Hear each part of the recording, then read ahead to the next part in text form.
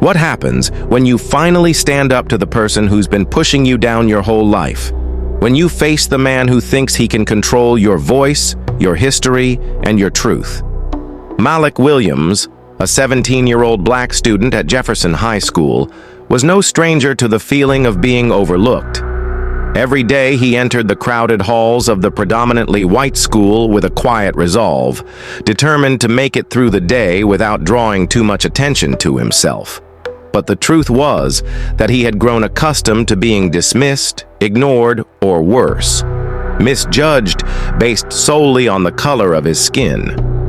Though Malik was a quiet, studious young man, he had always known that the world didn't see him for his intelligence, his work ethic, or his ambition. The world saw him as a statistic, a stereotype. And as he walked into Jefferson High's history class for the first time that senior year, he had no idea that his patience and restraint would be tested like never before. That day, Malik was introduced to Mr. Donovan, a history teacher who, by all accounts, was revered for his knowledge and teaching style. However, the moment Malik stepped into the classroom, he felt a shift in the atmosphere. It wasn't a welcoming environment. It was the kind of place where people like him were meant to stay in their lane, not challenge authority. Mr. Donovan wasn't just any teacher. He was known for his conservative views and his condescending attitude toward students who didn't fit his mold. Malik had heard stories about him before, but he never imagined they would affect him so directly. Mr. Donovan was not just a teacher. He was an embodiment of the kind of subtle racism Malik had endured all his life. On the first day of class, as Mr. Donovan started the lecture on early American history, Malik knew this wasn't going to be a simple year. The teacher spoke with an air of superiority, his tone dripping with the certainty of someone who believed he was the ultimate authority on everything. As the students settled into their seats, Mr. Donovan began his lesson in his usual tone, one that Malik would quickly learn to dread. History, Mr. Donovan declared, is written by the victors. The founding fathers, as flawed as they were exceptional men who built this nation. And let's not forget, the hardships of black Americans during slavery were nothing more than part of the natural order, history in its rawest form. The room fell silent, but Malik could feel his blood begin to boil. This wasn't just a disagreement. This was an attack on everything he had ever been taught to believe about his people's resilience and strength. He sat there, trying to keep his emotions in check, knowing that any response would likely be met with ridicule. Over the next few weeks, Mr. Donovan continued to make disparaging comments about black history and the civil rights movement. Malik's attempts to engage in class discussions were either ignored or shut down. Each time he tried to present an alternative perspective or challenge Mr. Donovan's narratives, the teacher dismissed him with a sharp, "Let's not complicate things, Malik. Stick to the facts." But it wasn't just the ignorance that irritated Malik. It was the condescending tone that Mr. Donovan used when speaking to him. It was as if he, a young black man, didn't have the right to speak on topics that affected his own history, his own identity. The tipping point came one day when Mr. Donovan, during a lesson on the civil rights movement, reduced the entire movement to a simple political maneuver. Sure, the marchers got attention, but what really mattered was the pressure they put on the government, Mr. Donovan said, his voice filled with disdain. And violence? Sometimes. That's the only way things get done. The comment hit Malik like a punch to the gut. His heart raced as he looked around at his classmates, who seemed to take the teacher's words at face value.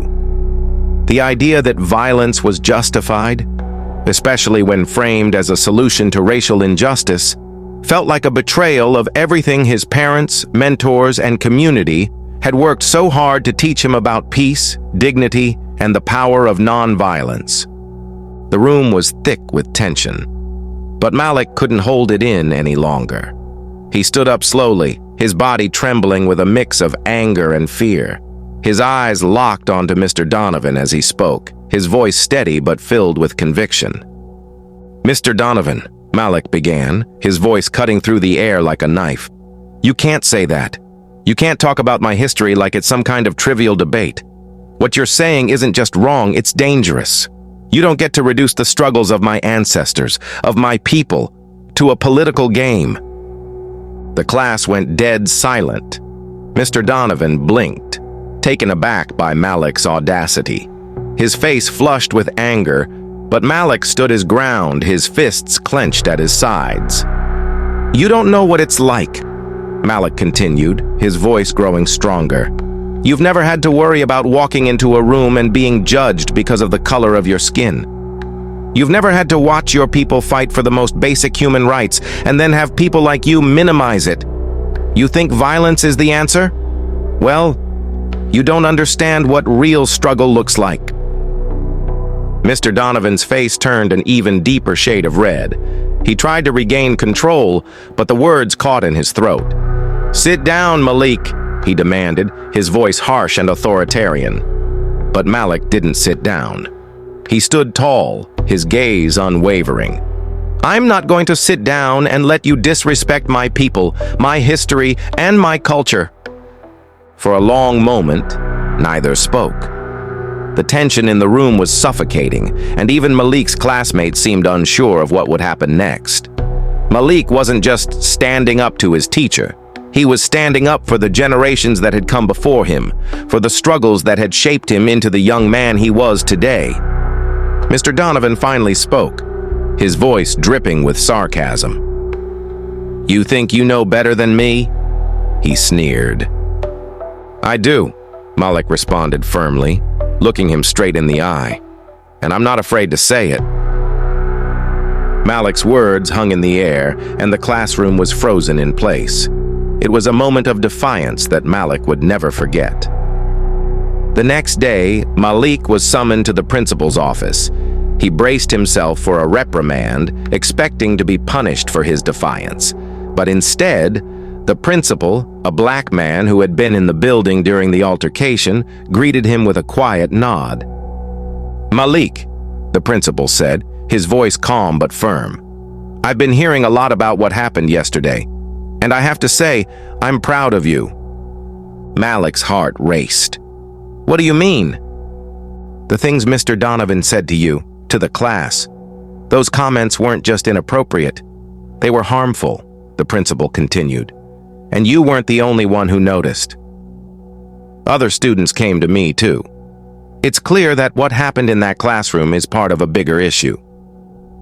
Malik felt a surge of hope, something he hadn't allowed himself to feel in a long time. The principal had heard him, and he was on his side, but the battle was far from over. The next week, the principal arranged a meeting with the school board. Malik was invited to speak, and what followed was a turning point. The board members, some of whom had heard Malik's story from other students, listened intently as he shared his experience. He spoke not only about Mr. Donovan's behavior, but also about the systemic racism he had faced at the school, the microaggressions, the stereotyping, and the constant feeling of being treated as less than. The investigation into Mr. Donovan's conduct became more serious, and soon his actions were under scrutiny. The school administration placed him on leave, and he was later dismissed from the school. The entire ordeal, though painful, had opened the door for a much-needed conversation about race, history, and the importance of inclusivity within the school community.